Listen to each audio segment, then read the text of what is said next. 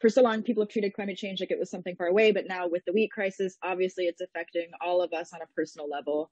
If you haven't already been affected by the yearly fires in the West Coast, hurricanes in the East or near the Gulf, then you certainly are being affected by the wheat crisis in some way. So even though, and we know that even though it's affecting all of us, like it's the effects are not equal. It's just the latest of many climate disasters that we faced in the US and around the world because our leaders have continually prioritized profits over our planet. As I said last week, climate justice is racial justice. And today we're going to be talking about how climate crises are particularly affecting poor communities, which are disproportionately Black, Brown, and Indigenous communities. And, you know, it's been a long fight to get as far as we've come with climate policy because it took so long to get the majority vote in the legislative branch that was needed to pass aggressive climate policies. We finally passed the Green New Deal after the War on Climate was declared in 2026. But unfortunately, it wasn't early enough to mitigate these issues. So here we are in 2032. You know, it's frustrating. Yeah, absolutely. It is when we know that our government can take action, but it didn't, and that it you know, made the issue even worse, you know.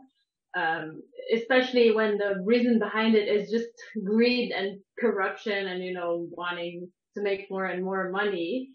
At the end of the day, no matter how difficult it gets, we need to always stay focused on action and not give up on hope. I'm very excited about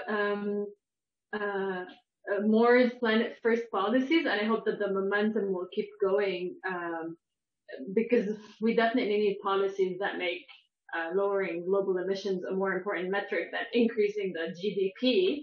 And I'm hoping that more will be able to pass the true cost initiative, so we start charging producers and consumers for the cost of the damage that these products cause and the natural resources they deplete, instead of exploiting those resources and also human labor, although most of that may be robots now.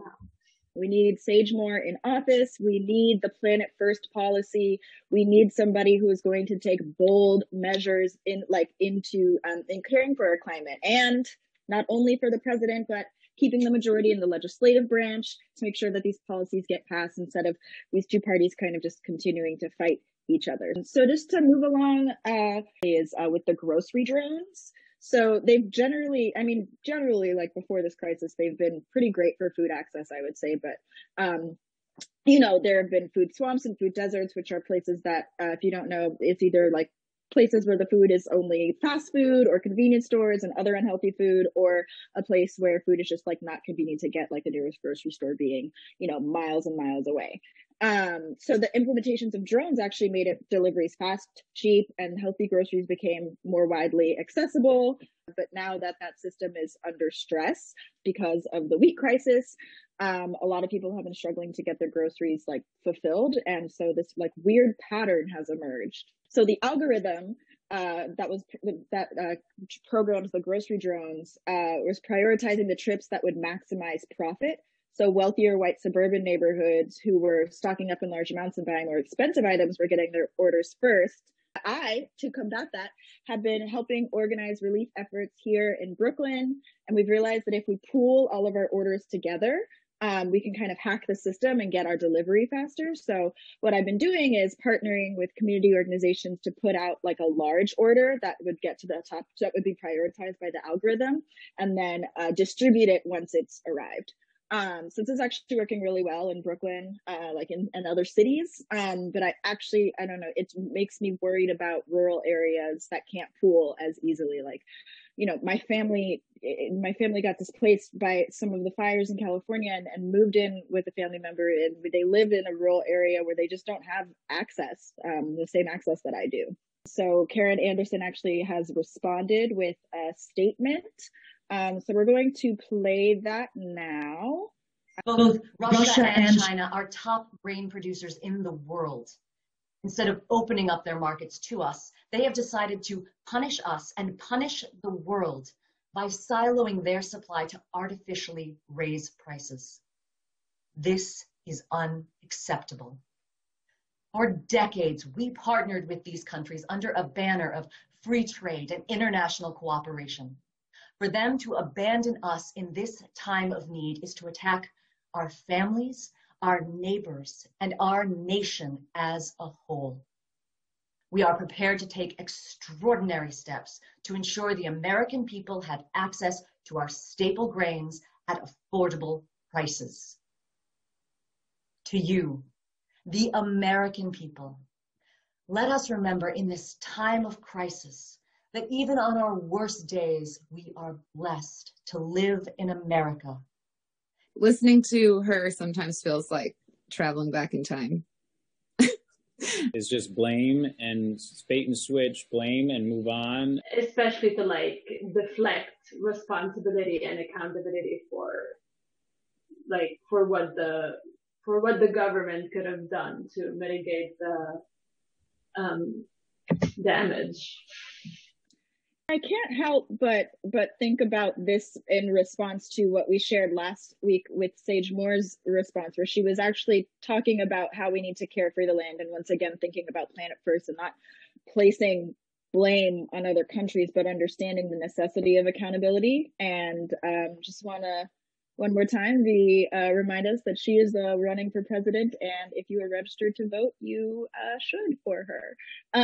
Because I mean, yeah, babe, and I have to. I mean, I am younger, but this doesn't seem very progressive, and I don't love the president's response. I want more. I want less, just like blame and more actual accountability. Yeah, it's amazing. Like in just the course of a few paragraphs, she managed to indoctrinate, berate, and beg all at the same time. Like all of this, like, I don't know. I mean, other countries are relying on us, so being antagonistic doesn't help anything.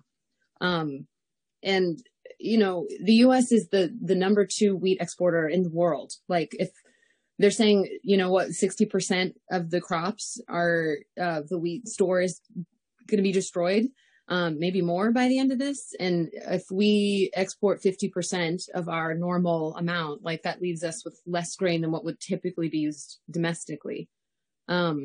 So, I mean, it's just like, I don't know. Yeah, her response is really problematic for me for a lot of reasons. I feel like this is an opportunity, again, as we saw with the coffee bean collapse a few years ago, like not even that long ago. How can we change? What can we shift and pivot? Like, how can we minimize our consumption of wheat? How can we be held accountable for our commitments to the rest of, to other countries for what we're supposed to be providing? And how can we continue to uphold our end of the arrangement or the bargain? Because like those who are financially secure can just continue with their AI personalized meal plan that's like already low in carbs. But especially with the struggle to find consistent work when jobs are constantly being automated, so many people simply cannot afford for there to be price gouging on the most basic staple ingredients. This is why we need climate reparations. The answer is not reparations. It's foresight. It's foreseeing these things. We can't just give money out to people. That we have to figure out a way to innovate and survive this and get through this crisis. But the answer is not handouts. It's not about handouts, it's about acknowledging that the actions of powerful companies and countries have profited at the expense of people who are already struggling. The U.S. is historically the largest emitter of CO2, and I think that they should take responsibility for that expense. There's been a series of lawsuits within the U.S. for national funds for climate, which could help pay for food programs here now. And then there's also been a demand for the U.S. to pay reparations on a global scale because of the role in climate. Plus the climate migration is a major issue right now. I'm a climate refugee. I'm here in San Francisco now with a flooded home and farmland that's been decimated and destroyed by recent hurricanes down there. And, I think as a nation, we have to take care of our own people first. We have issues here domestically before we start sending money across the globe for. My family was also displaced. I want to ask you, in the response of you having to move what happened. My family had to sleep. I was here, but they had to sleep in a gym for a week before we could figure out how we could move for a little bit. So, it's a little, I just wonder the difference. And I understand the climate migration and the necessity for reparations maybe at a different level because, like I said, climate justice, racial justice, and my family was, a little bit less fortunate than it seems like you were in this movement. It's important to acknowledge and understand when people are in a more privileged position. I think being a climate refugee is a very different experience for somebody that has to sleep in a gym for a week and has no home at all, and somebody that can just relocate to one of the most expensive cities in the US easily. So, I mean, that's just worth noting, right? Like, I think it's just worth being aware of that, like, it seems horrible, awful experience. And I don't wish it on anybody, but it is probably nice to know that you have some kind of nest to fall into or fall back on. If you want to go and measure levels of inconvenience, I mean, there's different ways to measure it. I didn't sleep in any gym, but I don't think that your family's, I mean, I don't know, I don't want to necessarily make this personal, but I don't know if your family's displacement cost them tens and close to hundreds of thousands of dollars. If you want to talk about, if you want to put a price tag on it, we live in a capitalist economy, and but I'm not here. You want to hear my experience? I think we're just asking you to have a more comprehensive understanding of the systems that are in play, right? You have benefited from a certain amount of them, especially if you're struggling with no countries wanting to take you in, even if those countries have caused the most climate damage. If someone's home is like flooded or burning, like, would you just like look at them and be like, oh, sorry, your problem, I'm just gonna keep going with my life? Or would you invite them? I'll take that same analogy and I'll put to you, if it's someone in your family whose house is burned down versus somebody that lives in the next town over, who are you going to prioritize? What I'm saying is people here in this country need to take care of their own before we open up the borders and let people in. What if we're talking about you right now? What if the script was flipped and this was us saying this about, well, you're that neighbor over there, so you can't come in. Like, I feel like it's easy to not take responsibility for any of this when it's not you. You even have firsthand experience with being a climate refugee, like you had to move, right? So that was a bummer for you. We're just asking you to have a broader scope of what this is like for people and why the initial attack on the idea of reparations is not helpful to anyone. Like, it's like spoken like a true nationalist, it's our selfishness that has gotten us in this position in the first place. I disagree that it's our selfishness. Well, what's wrong with being a nationalist? I mean, I recognize that I'm from a fortunate family, and that's because of this nation. We had thanks to the Homestead Act, we were able to develop and slowly, from a family of immigrants 4 generations ago. You just said like a family of immigrants, right? Like, so that's how it all started for you. Everybody here knows that, right? Like, so this idea that all of a sudden, fast forward 150 years or however long, whatever your family's been here, whoever's family's been here, the rules should change completely. And we should not be thinking of ourselves as global citizens. Like, how does that make any sense? Hey, y'all, Baven, Ben, Sada, we are reaching a point in which we are not being trauma informed or, understanding of each other's values. I just want to remind everyone what we're here to do.